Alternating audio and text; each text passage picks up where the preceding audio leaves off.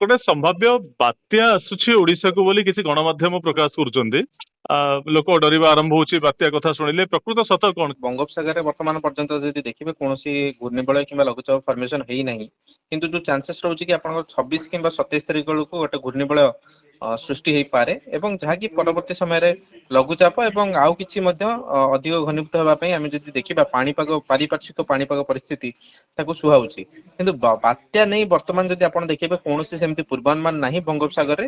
ଯଦିଓ କିଛି ଚାନ୍ସେସ୍ ରହୁଛି ଆପଣର ଲଘୁଚାପ ଆଉ ଟିକେ ଇଣ୍ଟେନ୍ସିଫିକେସନ ହେଇକି ସ୍ପଷ୍ଟ ଚିହ୍ନିତ ଲଘୁଚାପରେ ମଧ୍ୟ ପରିଣତ ହେଇପାରେ, କିନ୍ତୁ ବାତ୍ୟା ନେଇ ସେମିତି କୌଣସି ବର୍ତ୍ତମାନ ସୁଦ୍ଧା ସୂଚନା ନାହିଁ। କିନ୍ତୁ ଆମେ ଗୋଟେ ଆମେ ଯାହା କହିପାରିବା ଜାଣିଛୁ ଯେ ପ୍ରଥମେ ଲଘୁଚାପ, ତାପରେ ଯୋଉ ୱେଲ୍ ମାର୍କ ଲୋ ପ୍ରେସର ଯାହାକୁ ଆପଣ କହିଲେ ସ୍ପଷ୍ଟ ଚିହ୍ନିତ ଲଘୁଚାପ, ଆଉ ତାପରେ ସେ ଅବପାତ ହୁଏ, ତାପରେ ବାତ୍ୟାର ରୂପ ନିଏ। ଇଏ ଅବପାତ ପର୍ଯ୍ୟନ୍ତ ଯିବ କି ନାହିଁ ତାକୁ ନେଇ ମଧ୍ୟ ସନ୍ଦେହ ଅଛି କି? ପାରିପାର୍ଶ୍ୱିକ ପରିସ୍ଥିତି ସୁହାଉଛି, ଆମେ କହିପାରିବାନି ବର୍ତ୍ତମାନଠୁ କି ସେ କେତେ ଇଣ୍ଟେନ୍ସିଫିକେସନ କରିବ, କିନ୍ତୁ ଚାନ୍ସେସ୍ ରହୁଛି କି ଆପଣଙ୍କର ୱେଲ୍ ମାର୍କ ଲୋ ପ୍ରେସର ପର୍ଯ୍ୟନ୍ତ ଯାଇପାରେ ଏବଂ ତା ପର ସ୍ଥିତି ମଧ୍ୟ ପର୍ଯ୍ୟନ୍ତ ଯିବା ମଧ୍ୟ ଟିକେ ସମ୍ଭାବନା ରହୁଛି। କିନ୍ତୁ ବାତ୍ୟା ପରିସ୍ଥିତି ଯୋଉଟା ରହିଛି ବର୍ତ୍ତମାନ ଆପଣ ଯେମିତି କହିଲେ କି କିଛି ଗଣମାଧ୍ୟମରେ ଚର୍ଚ୍ଚା ହଉଛି, ଏଭଳି ସ୍ଥିତିରେ ଆପଣ ପୂର୍ବାନୁମାନ କରିବା 8 ରୁ 9 ଦିନ ଉପରେ ଏଟା ସମ୍ଭାବ୍ୟ ନୁହେଁ। କିନ୍ତୁ ଆମେ କହିପାରିବା କି 26 କିମ୍ବା 27 ତାରିଖ ପର୍ଯ୍ୟନ୍ତ ଯୋଉ ପୂର୍ବାନୁମାନ କରାଯାଉଛି ସେଠି ଆପଣଙ୍କର ଘୂର୍ଣ୍ଣିବଳୟ କିମ୍ବା ଲଘୁଚାପ କ୍ଷେତ୍ର ସୃଷ୍ଟି ହେଇପାରେ ଏବଂ ପରବର୍ତ୍ତୀ ସମୟରେ ଗୋଟେ ୱେଲ୍ ମାର୍କ ଲୋ ପ୍ରେସର ପର୍ଯ୍ୟନ୍ତ ଯିବାର ମଧ୍ୟ ସମ୍ଭାବନା ରହୁଛି। କିନ୍ତୁ ଅବପାତ ମଧ୍ୟ ହବ କି ନାହିଁ ବର୍ତ୍ତମାନଠୁ ମତେ କହିବା ମୁସ୍କିଲ ହବ, କିନ୍ତୁ ଆମେ କହିପାରିବା 23 କିମ୍ବା 24 ତାରିଖ ବେଳକୁ ଆମକୁ ଏନେ ଗୋଟେ ସବିଶେଷ ସୂଚନା ମିଳିପାରିବ। କିନ୍ତୁ ଆଇଏମଡି ଏପର୍ଯ୍ୟନ୍ତ କିଛି ବି କ୍ଲିୟର କରୁନି।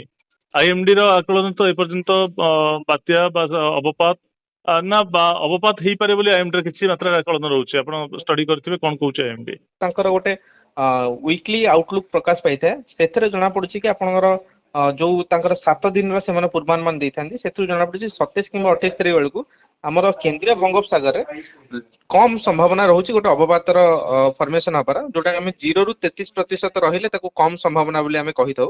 ଓକେ। ସେଇଟା ବର୍ତ୍ତମାନ ସୁଦ୍ଧା ଜାରି କରାଯାଇଛି, କିନ୍ତୁ ଯେତେବେଳେ ଆପଣ ଦେଖିବେ ଯେତେବେଳେ ସେଟା ହାଇ କିମ୍ବା ଆମର ଯୋଉ 70 କିମ୍ବା 80% ସମ୍ଭାବନା ରୁହେ, ସେତେବେଳେ ହିଁ ଆମେ କନଫିଡେନ୍ସ ରୁହେ କି ସେତେବେଳେ ସେଇ ସିଷ୍ଟମଟି ଅବପାତରେ ପରିଣତ ହବ। କିନ୍ତୁ ବର୍ତ୍ତମାନ ସୁଦ୍ଧା ସେମିତି କୌଣସି ସୂଚନା ଆମ ପାଖରେ ନାହିଁ କି ସେଟା ଅବପାତରେ ପରିଣତ ହବ କିମ୍ବା ଆଉ କିଛି ଅଧିକ ଘନୀଭୂତ ହବ କିନ୍ତୁ ବୋଲି। ଖରାଦିନେ ଆମେ ଗୋଟେ ଭାରି ବର୍ଷାକୁ ସାମ୍ନା କରିବା ପାଇଁ ଯାଉଛେ, ଏ କଥା ସତ?